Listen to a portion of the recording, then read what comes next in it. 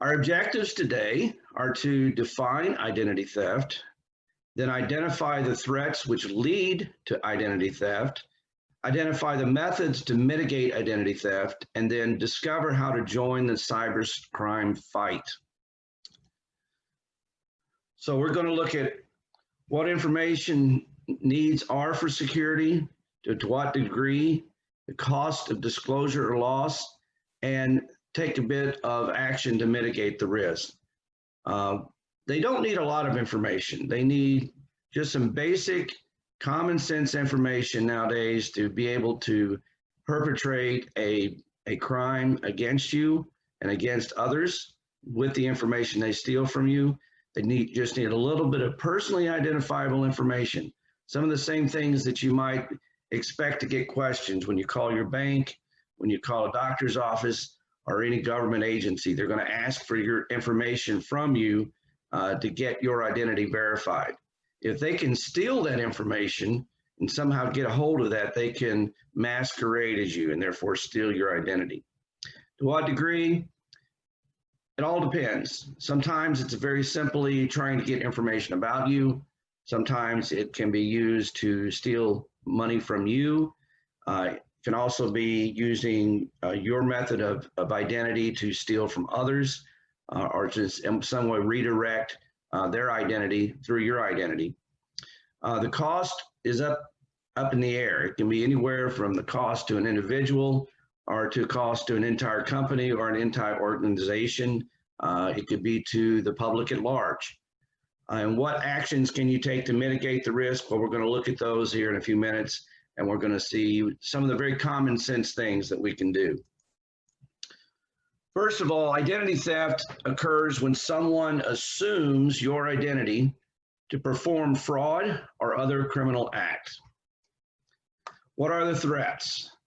Social media is the first threat. Social media, we have several accounts, we share information. Many times I see in social media where people overshare information. They put out information that is personally identifiable, or if not particularly personally identifiable, it gives information out about themselves and who their family and friends are, information about their lives, which can be used then later on for a social engineering attack, one that we'll talk about here in general. Another way, and this is an old school way of doing it, is dumpster diving. You may not know this, but once you throw something in a public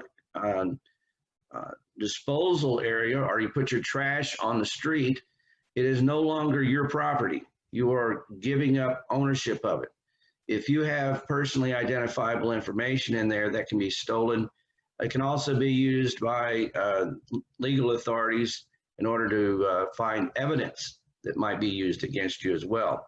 And we've seen that on TV in quite a few instances where that's been the case. Typically, if you're putting your trash out on the street, you need to be aware of this and take some mitigation against any of your information being stolen. Another area of stealing is actually stealing or diverting your mail. If you put your mail into the mailbox and put your flag up, that's telling people that there is something in there that's going out in the mail.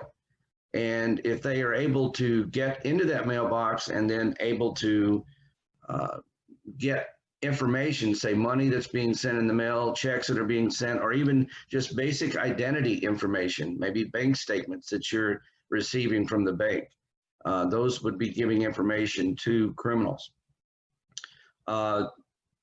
There's also, as we've seen in the news lately, misuse by mail carriers where that information can be put into a disposal area where it's mixed with the dumpster diving in order to steal your identity.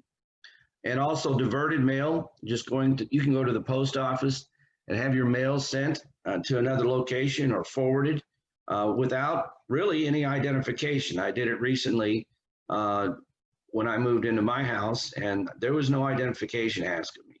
The only thing that I received was that at the new address, I received a notification that mail was going to be coming there, but nothing to the old address. Stolen wallets, purses, personal items, can be your phone. Those types of things carry a lot of information in it. And if those are out there and they're stolen, or if you leave them in places, there's a lot of personal information that you have in your identity, in your wallet. You have your driver's license, may have your social security card, you may have your passport card, you could have credit cards in there. Those are all, and other identity cards, student cards, and the like. And so those are all things that can be used against you. Another one that you may not know about is a bit more technical in nature, and that is the idea of skimming. Skimmers are very inexpensive. They can be found in a lot of places, very easily to hide those. Down at the bottom of the screen, you see an example of one. They can be inserted into areas where you swipe your card on a regular basis. And as you swipe that card, that information can be read not only by the skimmer, but also by the bank or the machine, the gas pump, say. And so you have no idea that it's actually happening. And that information is very, very easy to collect. All they're really getting is the information that's on the stripe of your card, which is then transferred over to other cards, and then those cards are sold in bunches. And then typically when that card gets out at some point later, they will use that card in a mass attempt to take money from your account. This can be done at restaurants as well. For instance, if you have your card, put your card into the folder and you send it to the back, you don't know where it's going. It could be easily skimmed by someone back there. At the same time, they're getting your payment. Phishing, vishing, and pharming are all types of using of technology to steal information from you. Phishing is a more common term maybe that you know about. It is the ability for someone to send an email out and you think that it is from someone that you trust, and you click on a link and it takes you to an area that looks just like the website that you might need to go to, and you enter your username and password information in there, and they have stolen your ID or your password and your username.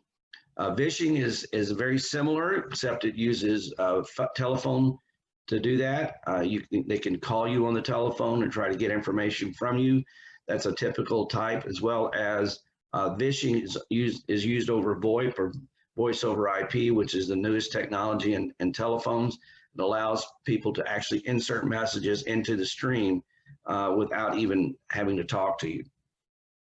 And then pharming is very similar in that it allows you to be redirected to a website that you click on a link on a good website, and it sends you to a website that is not legitimate, and they're able to get information from you there, or run scripts against your computer, which put malware on your computer.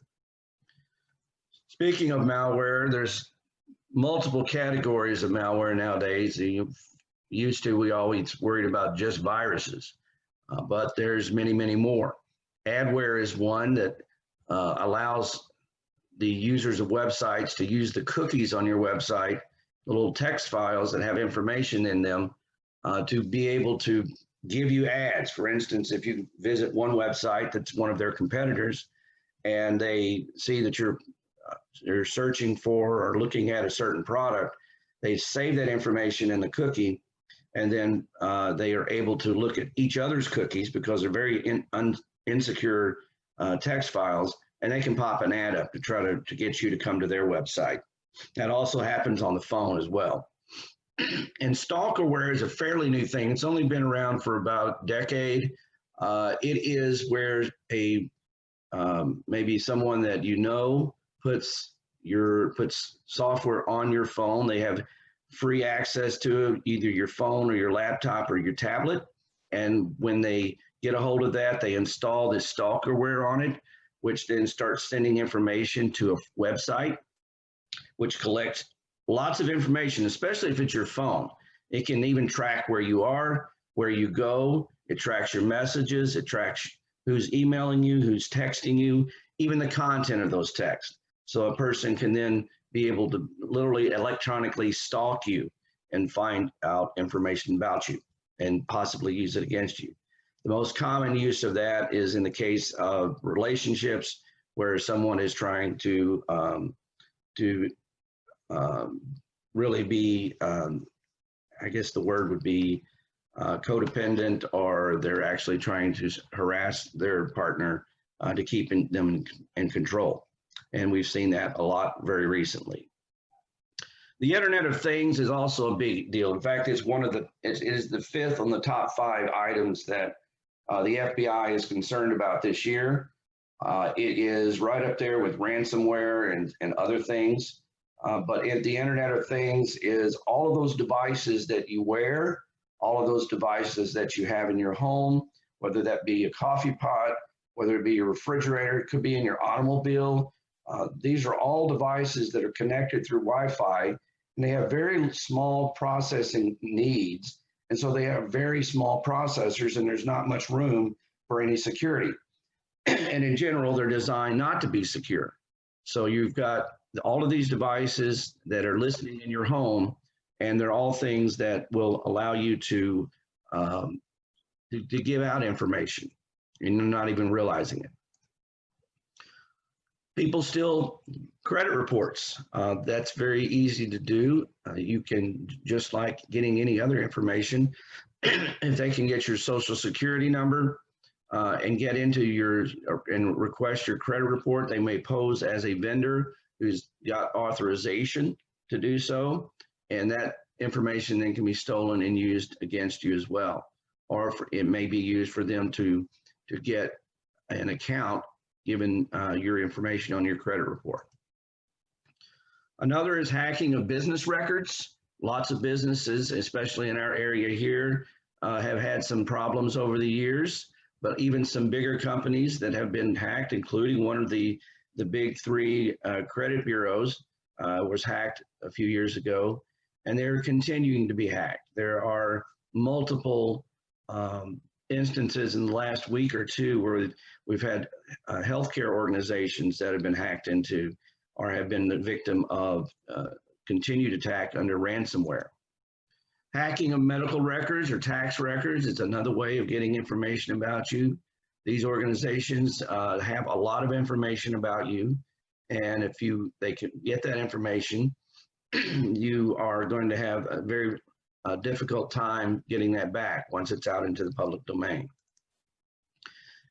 And one of the most common ones is social engineering. It's where someone uses their charm or their authority to try to get you to give up information that you have. They may call you on the telephone and ask you for your identification to identify you. This can be used in multiple ways to try to masquerade as a provider, for instance, maybe one of your utility companies, one of your credit card companies, one of your telecommunications companies, say your cell phone company, and they will ask for information. You should be aware that you should not give out that information, but they take advantage of your human nature of trust. And so it's best to think before you give that information out. So what do we do to keep this from happening? Well, how do we get this back under control? How do we make sure that we can not have our identity stolen? Well, first of all, I'll tell you that there's no way to completely prevent it. Even myself, over the years, have had that happen multiple times. No matter how careful I have been, there have been opportunities for people to take advantage of my information, and they've been able to steal my identity, but I've had to go through a lot to get that protected. So there are a lot of things that we can do to try to make it less likely, and that's what we're trying to do with mitigation. First thing is use caution with your personal information at all times. Think with common sense. If someone is asking you for personal information and they called you or emailed you and they're asking you to give information to them, think about it just a moment before you answer it. You don't need to necessarily give that information out. Question that information. And so always make sure that you use that caution and think security first, and then make sure that they identify themselves since they made the call to you. Been many times I get calls from people and they want to get information from me, and I say to them, you called me, I don't know who you are, so I'm not going to give you that information. If you need that information, then you're going to have to give me a number to call that I can call back and verify that you are who you say you are.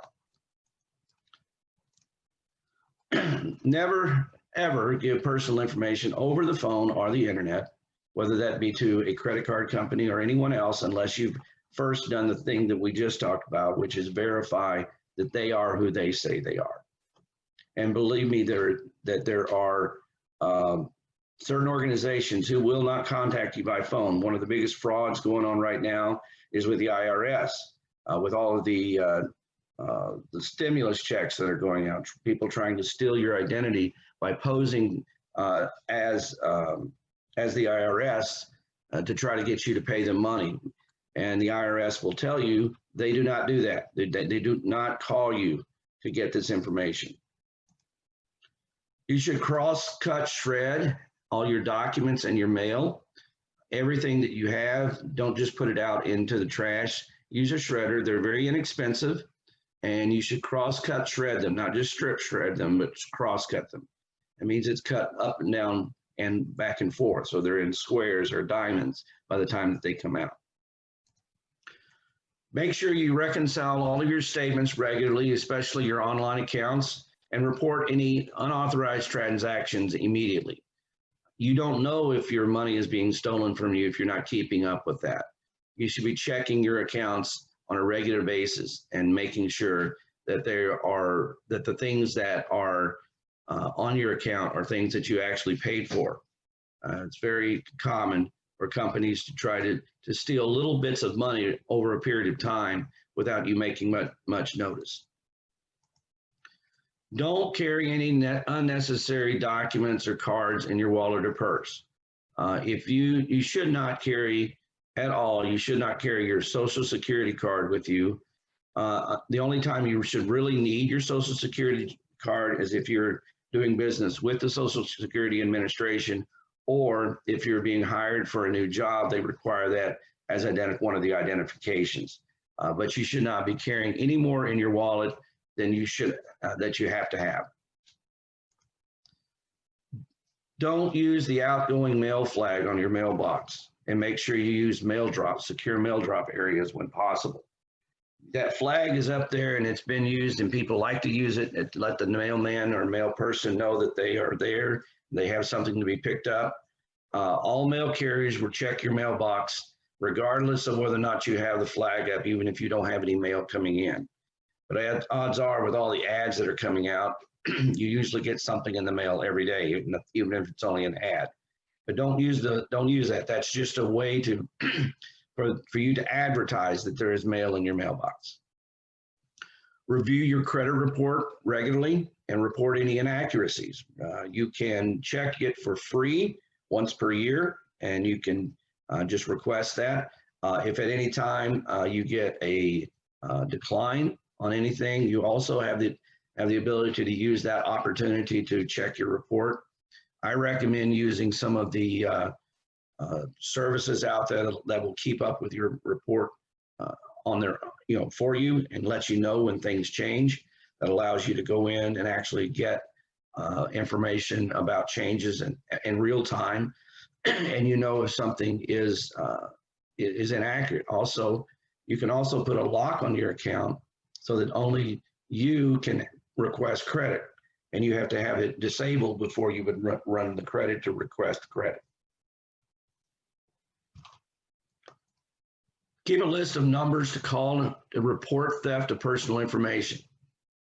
Let's say those credit cards you carry in your wallet or any other identifying products that are in your wallet, such as your student card or your job card, your driver's license.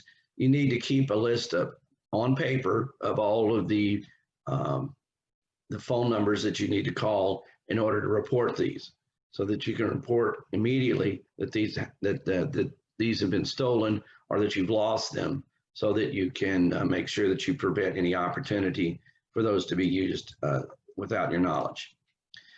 And except for that, go paperless. Get your reports in electronic form. Get all your bills sent to you electronically. Get any statements through your bank sent to you electronically. As much information as you can get, have it sent to you electronically, and that prevents other people from getting to that information. And it also prevents you from having to spend as much time actually trying to shred your documents. And don't let your credit card or your debit card out of your sight at a restaurant. Where possible, I know I'm one that does not like to carry a lot of cash, but if you're going to a restaurant where you know you're not going to be able to go to the counter and know where your credit card is, they're going to come to the table, use cash where possible. When that card leaves your site, you do not know where it's going or who's going to have access to it. And when possible, use one-time credit or debit card numbers when shopping online or traveling. That allows you to, most banks will give you a temporary number to use for a short period of time. You can either designate it to be for 24 hours or for a week. And that way, if it does get stolen, then that's a temporary number, and that you don't have to go through the process of worrying about that card being used somewhere else. And use common sense. Don't click on anything in an email. If you get something that appears to come from your bank or other institution, and they ask you to click on a link to give information or update information, don't do it. Go directly to their website and give the information there. Use a separate browser to do so that it can't have any opportunity for even the information to be passed from one tab on your browser to another. Use very strong passwords, or better yet, passphrases. It's typically easy for someone, if they were able to get and break into one account, find out that you probably use that same username and password on multiple accounts.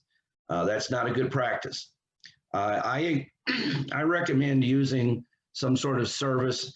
I personally use LastPass, which is a secure password vault. I only have to remember one very secure password in order to get into it.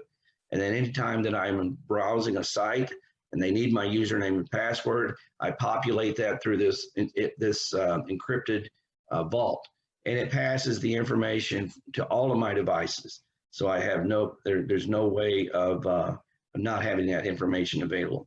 And you don't have to remember all those passwords. You can go as far as having letters, uppercase, lowercase, numerics, and even special characters. It's recommended that most companies will limit you to a minimum of 8 characters, but it's recommended to use 12 characters. If you can use 12 characters or more, that's even better. But any combination makes it even better for you and secures your account better. But don't reuse passwords between accounts online. Password protect your smartphone, your home computer, and your home wireless router.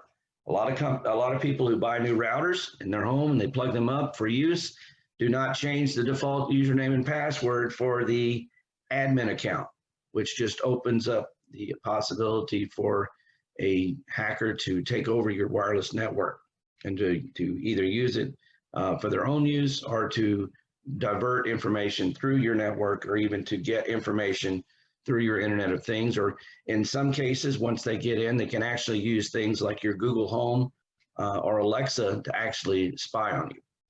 So that's very important.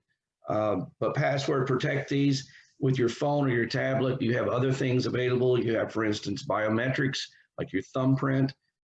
You have the ability to put a PIN in. You have the ability to put a full password, or you may even have a swipe pattern that you can use.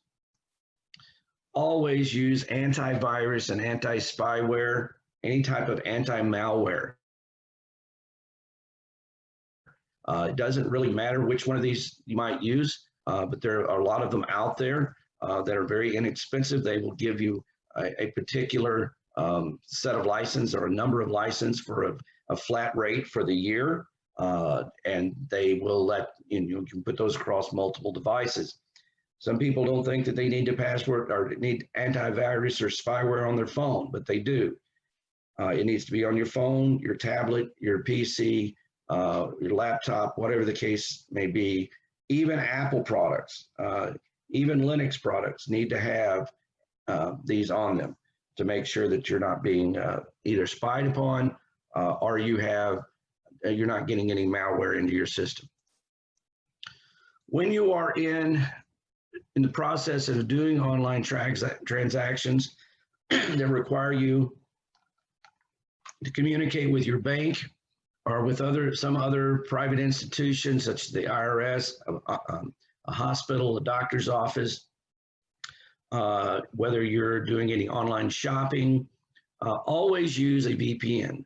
They usually come as part of your, as an add-on, I should say, to your anti-malware software, and they're usually not that expensive. For instance, I know that right now, Bitdefender, which is a product that I use, they are giving out 10 license with malware and with the VPN product, 10 license for a year for $89.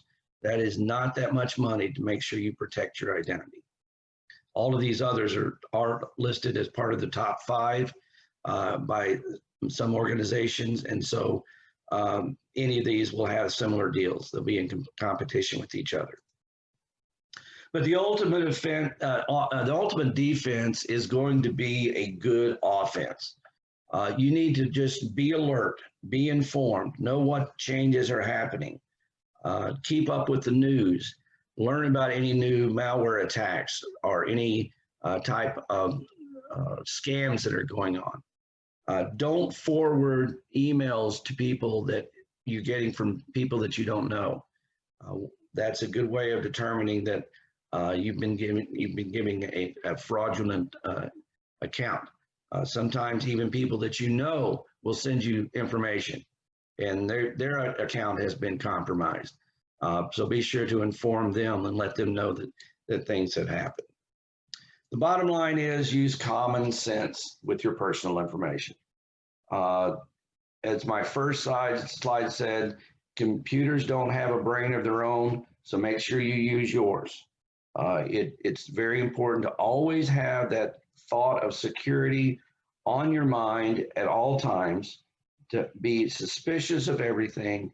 I always say expect the worst and hope for the best, but always verify. If you get an email, for instance, and you're not sure about it, go to another browser window and Google it. If it is a scam, it will definitely come up very quickly. So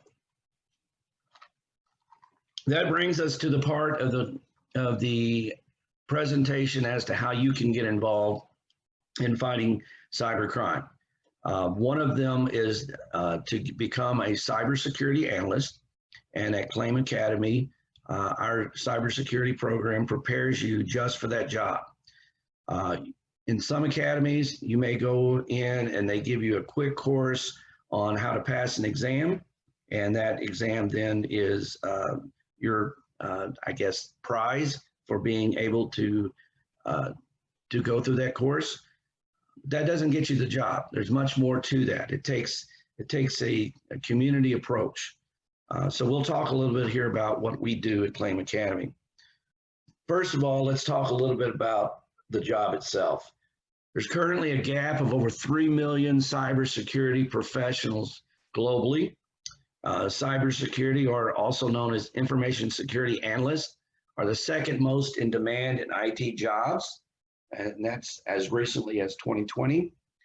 And the average annual salary in the United States, and of course this is an average across the United States, and that can go from the high end to the low end depending on where you live. The average salary is a little over $71,000. Put in bonuses and profit sharing, you're well up to the $80,000 range. Why Claim? Well, first of all, we are a CompTIA educational partner. We are using the official CompTIA certification curriculum. We give you the prerequisite hands-on skills training, so there's no experience necessary. If you know how to use a computer and you know how to browse the internet, or even if you know how to use your phone, we have the ability to teach you from the ground up exactly what you need to be a security analyst. We have very highly qualified instructors and mentors. As part of our program, we provide not only instruction, but we provide mentoring and tutoring, and we provide support with the software and items that we use. We also give you interviewing training, resume training, how to use LinkedIn properly, and then we give you some soft skills training about how you deal with people in the job. We have a very good career and support services department. We provide multiple networking events and other events from employers throughout the year and throughout the month. We have frequent visits by people in the industry and employers that can come in and tell you about their organizations and what their needs are. And it gives you an opportunity to network with them. And then as part of our program, since we do teach from the CompTIA curriculum, and most jobs out there in cybersecurity analyst at least, require the Security Plus exam to be passed. We give you one free voucher. That's well over $300 value just to go take the exam once you've completed the course. So what is the cybersecurity? It is the practice of defending computers, servers, mobile devices, electronic systems, networks, and data from malicious attacks. It is also known as information technology security or electronic information security. So what do we do as security analysts? Security analysts develop the plans to safeguard confidentiality, integrity, and availability of data and information inside the organization. The analyst plans, implements, upgrades, and monitors security measures for the protection of computer networks and information. The security analyst ensures appropriate security controls are in place that will safeguard digital files and vital electronic infrastructure. And also the analyst will respond to any computer security breaches or viruses, review violations of security procedures and improve them, and performs threat hunting and penetration testing. What do you need to know? Well, we will teach you all of these things: Linux and Windows systems administration, computer and network architecture, design and implementation, network and telecommunications technologies and tools, identity and access management, risk management and compliance, cryptography and cryptanalysis, ethical hacking tools and techniques. We teach you some basic scripting in Python, Bash, and PowerShell, and we teach you customer service and teamwork skills. So why CompTIA? This is directly from their site, but it is information that is very accurate. There's no other certification that accesses a baseline cybersecurity skills that has performance-based questions on the exam. Security Plus emphasizes hands-on, practical skills, ensuring the security professional is better prepared to problem solve a wider variety of issues. It is more chosen for the DoD, Department of Defense 8570 compliance than any other certification. It focuses on the latest trends and techniques in risk management, risk mitigation, and threat management and intrusion detection. The new security certification will cover the junior IT auditor position, as well as the pen tester job roles, in addition to the previous roles of systems administrator, network administrator, and security administrator. What will you learn in the cybersecurity certificate program? We start you off by teaching you Linux and Unix. We know that you probably know a little bit about Windows, and you may know something about Mac OS if you've got Apple products, but most people don't know the basics of Unix or Linux administration. And most of the applications that are used to secure organizations don't run on Windows, they run on Linux. So you need to know how to get around in those systems and to manage and secure them. We teach you basic networking concepts. Most of the attacks on companies come via their networks, either internally or externally. And then we also teach you security and analyst concepts and duties. So the job that you're going to be doing. They're the critical front line in the defense of the company's assets. So you're dependent upon to make sure that you are the first line of defense to prevent the company from losing its assets. We teach you some ethical hacking techniques and their motivations. And if you know how the bad guys attack, you can figure out how to stop them. Job search techniques and soft skills. It's not just about the certifications, it's about getting the job and building a career. So we give you the full package of actually not only teaching you from the ground up, we give you Linux Plus content, we give you Network Plus content, Security Plus content, and all the other things that we've talked about here. But we also make sure that we work with you to get that job and to be successful in that job. And that includes more than just the technical knowledge. We teach you how to be a good employee. We teach you how to be a good citizen within the company.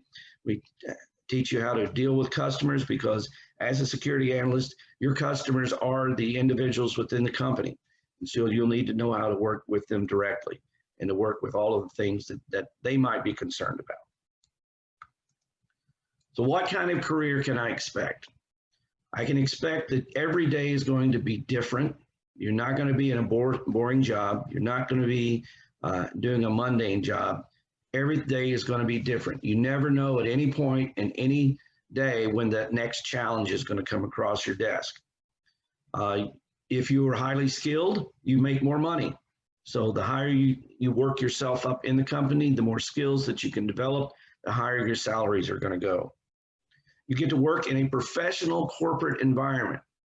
This is not an outdoor job. This is a very comfortable corporate environment. It's a professional environment. People treat you well. You're treated well by your supervisors, and your team is very important. You depend upon your team. You work with your team. You lean on your team. And you get to enjoy an exciting, dynamic industry with lots of opportunity for professional growth. There is such a shortage of individuals in this industry that there is nowhere to go but up. You can only, if you're good at all in your job, you're going to move up the chain very quickly. And the more you go up the chain of employment, you're going to make more and more money.